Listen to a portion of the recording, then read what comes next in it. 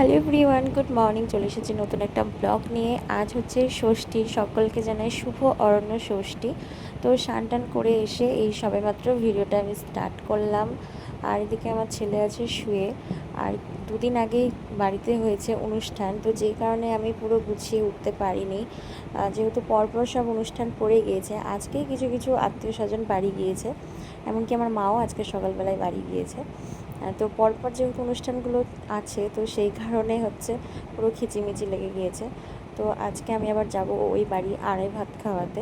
তো এদিকে দেখো প্যান্ডেলগুলো এখনও রয়েছে, তো আজকেই সব এগুলো খুলে নিয়ে যাওয়া হবে। আর এই বেলুনের ব্যাকগ্রাউন্ডটা এখানে চলে এসেছে।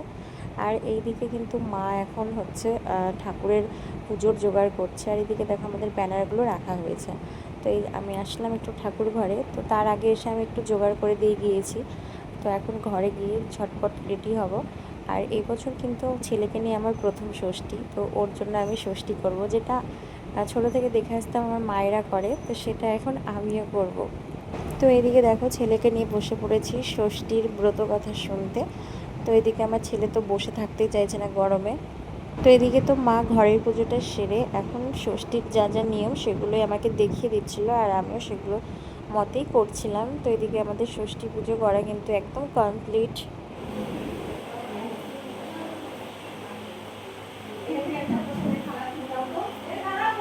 তো এদিকে তো পুজো সারা তো কমপ্লিট হয়ে গিয়েছে। তারপরে যা যা একটু কাজ ছিল সেগুলো সারলাম। সারার পরে দেখো এখন রেডি হয়ে গিয়েছি। আর অনেক দিন পর শাড়ি পরে বাবার বাড়ি যাব, যেহেতু আজকে যাচ্ছি গাড়িতে, সেই কারণে। এদিকে তিতলিও পুচকুকে রেডি করে দিয়েছে। আর তিতলিরাও আজকে বাড়ি চলে যাবে বিকেলবেলাতে। সত্যি কোনো অনুষ্ঠান আসবো আসবোটাই বেশ ভালো লাগে। আর যখন আসে তখন কিন্তু চট করে সেটা চলে যায়। তো দেখো এখন আমরা বাড়ি থেকে বেরিয়েও পড়েছি। আর আজকে কিন্তু প্রচণ্ড গরম পড়েছে। তো ছেলের জন্যই কিন্তু ট্রেনে গেলাম না, যেহেতু ষষ্ঠী, তো খুব ভিড় হয় ট্রেনে, ওই জন্যই গাড়িতে যাওয়া। আর এদিকে দেখো বরমাসের সামনে বসে পড়েছে, পেছনে ছিলাম আমি আর আমার ছেলে। তো গান শুনতে শুনতে যাচ্ছিলাম। আর দেখো পরিবেশটা কি সুন্দর, তাই না? চারিদিকে সবুজ। আর এদিকে তো আমার পুচকুটা ঘুমিয়ে পড়েছে। এমনিও ছিল ওর ঘুমের টাইম, আর রাস্তায় বেরোলে বেশিরভাগটাই ও ঘুমিয়ে ঘুমিয়েই যায়। তো বেশ কিছুক্ষণ ঘুমানোর পর তারপরে কিন্তু উঠে পড়েছিল। এই যে দেখো উঠে পড়েছে। আর ও পাশে দিয়ে যে গাড়িগুলো যাচ্ছিলো ওকে দেখাচ্ছিলাম, আর ওগুলো কিন্তু দেখছিল। ও বেশ মজাই পাচ্ছিল সেগুলো দেখতে। অনেকক্ষণ হলো বাড়ি এসেছি, আর কি গরম পড়েছে তোমাদেরকে তো আগেই বললাম। এখানে এসে যেন আরও বেশি গরম লাগছিল। আর এদিকে দেখো মা দিয়েছিল প্রসাদ খেতে। তো প্রসাদ খাওয়ার পরে ওর যে আড়াই ভাতের নিয়মটা ছিল, তো সেটা ওকে খাওয়ানো হয়ে গিয়েছিল। যেহেতু সেদিন ছিল নিরামিষ, সেই কারণে আর সেই ভিডিওটা করা হয়নি, আর অনেকটা দেরিও হয়ে গিয়েছিল। তো এটা ছিল পরের দিনের ভিডিও, যেদিন ওকে সব মাছ টাছ রান্না করে খাওয়ানো হয়েছিল আবার নতুন করে।